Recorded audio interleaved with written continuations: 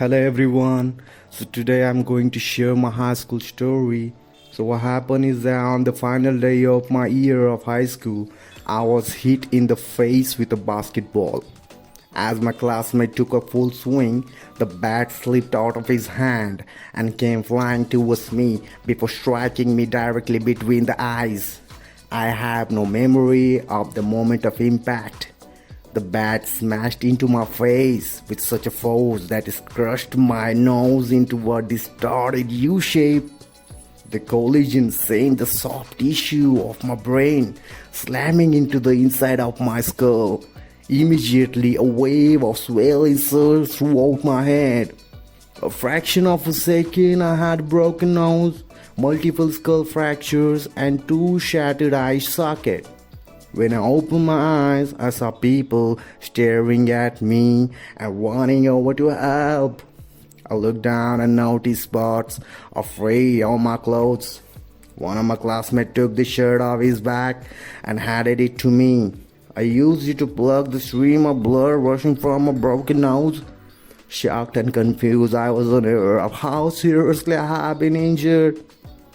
My teacher looped his arm around my shoulder and began the long walk to the nurse's office.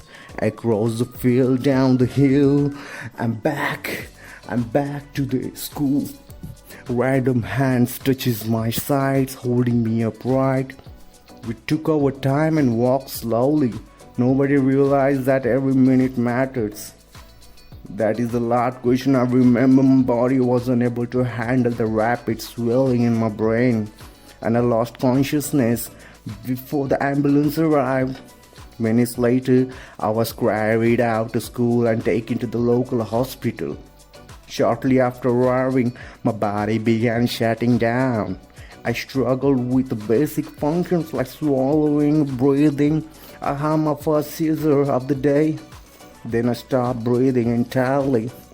As the doctor hurried to supply me with oxygen, they also decided the local hospital was unequipped to handle the situation and ordered a helicopter to fly me to the larger hospital. I was rolled out the emergency room doors and towards the helipad across the streets. The stretcher rattled on my bumpy sidewalk as one of the nurses pushed me along while another pumped each breath into me by my hand. My mother, who had arrived at the hospital a few moments before, climbed into the helicopter besides me. I remained unconscious and unable to breathe on my own as she held my hand during the flight.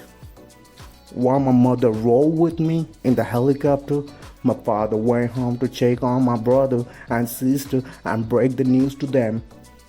I choked back tears as he explained to my sister that he would miss her 8th grade graduation ceremony that night.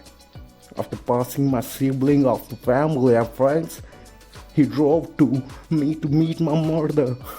My mother was there while my mom and I landed on the roof of the hospital.